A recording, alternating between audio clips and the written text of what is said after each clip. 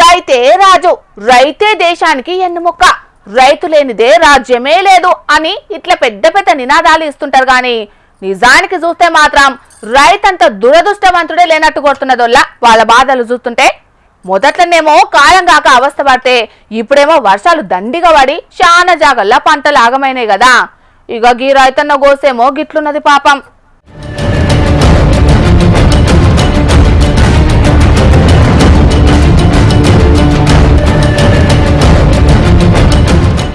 మంచిగా పచ్చగా పూత కాతతోని కలకలలాడాల్సిన పత్తి మొక్కలు ఆకులన్నీ మాడిపోయి రిక్కలెక్కనే ఎట్లనే చూస్తున్నారా?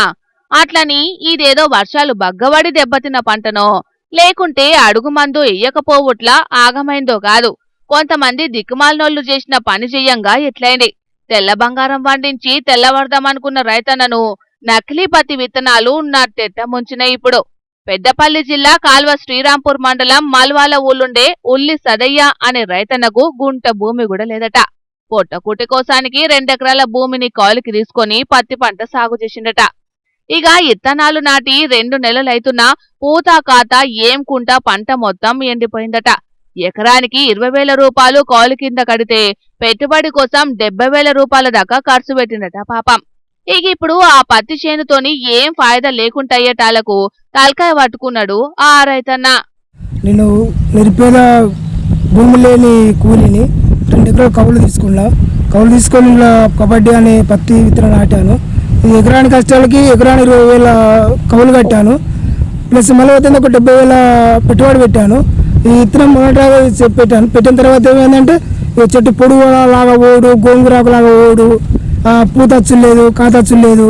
ఇది కబడ్డీ పత్తాలు పెట్టాను. కబడ్డీ సీడర్లకు వాళ్ళకు ఫోన్ చేస్తే స్పందిస్తలేరు. ప్లస్ మళ్ళీ వద్ద ఏంటంటే ఈ ఏవో సాబ్ వచ్చిండు, ఏవో సాబును సైన్స్ వచ్చిండు, వాళ్ళు కూడా చూసిండు, మాకేం అర్థం అవుతలే అన్నారు. వ్యవసాయాధికారులకు సుతం పత్తి చేను ఇట్లెందుకు అవుతున్నదో తెలుస్తలేదట. మరిగా వ్యవసాయాధికారులకు వ్యవసాయ శాస్త్రవేత్తలకే తెలుగుకుంటే రైతులకేం తెలుస్తుంది చెప్పుండ్రి. అయినా మార్కెట్ల ఇసొంటి నాసిరకం విత్తనాలు కల్తీ విత్తనాలు దొరకకుండా చేయాల్సిన అధికారులు ఆయాల ఏగుడి గురం పనులు దోమినట్టు అప్పుడే వాళ్ళు చక్కగా పనిచేసి ఉంటే ఇయాల రైతులకు లక్షల రూపాయలు నష్టపోయే పరిస్థితి వచ్చినా అని ఈ రైతన్న ముచ్చట తెలిసిన ఆ ఊరోళ్ళంతా గారానికి వస్తున్నారట. వాటి పత్తి గింజలు తెచ్చుకొని పెట్టిన తర్వాత చూస్తేనంటే ఈ చెట్టు పెరగడం లేదు, ఆకు రాలిపోవడు, పూత లేదు, కాత లేదు, కింద వేరు వ్యవస్థ కూడా డెవలప్ అయ్యలేదు. దీనిలో మినిమం ఎంత లేని 1 ఎకరానికి 1,00,000 రూపాయలు చొప్పున ఈ రైతు నష్టపోయిండు. ఈ రైతుకు మల్యాల గ్రామ ప్రజలందరి తరఫున ప్రభుత్వాన్ని విజ్ఞప్తి చేసేది ఏంటంటే ప్రభుత్వం తరఫున ఇతన్ని అగ్రికల్చర్ ఆఫీసర్లు కానీ స్థానిక వాళ్ళు ఎవరైనా కానీ ఆదుకొని ఎకరానికి 1,00,000 రూపాయలు చొప్పున నష్టపరిహారం చెల్లించాలని చెప్పి మా గ్రామం తరఫున మేము డిమాండ్ చేస్తా ఉన్నాం.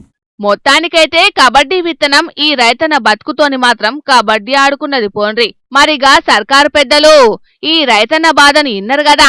మీరు మీ అధికారుల నిర్లక్ష్యం చెయ్యంగానే ఈ రైతన్న నష్టపోయింది కాబట్టి ఆయనను ఆదుకోవాల్సిన బాధ్యత కూడా మీ మీదనే ఉంటది. ఈయననే కాదు, నకిలీ విత్తనాలు జీయంగా నష్టపోయిన రైతులందరినీ ఆదుకొని మీది రైతు ప్రభుత్వం అని నిరూపించుకోండి గాని ఉత్తగానే మేం రైతు రాజ్యం తెచ్చినమని రైతులను మేమే ఏదో ఉద్ధరిస్తున్నామని మాత్రం ఉద్ధర మాటలు చెప్పకుండ్రి అంటున్నారు రైతు సంఘాల నాయకులు. చూడాలి మరి ప్రభుత్వం ఏం చేస్తుందో.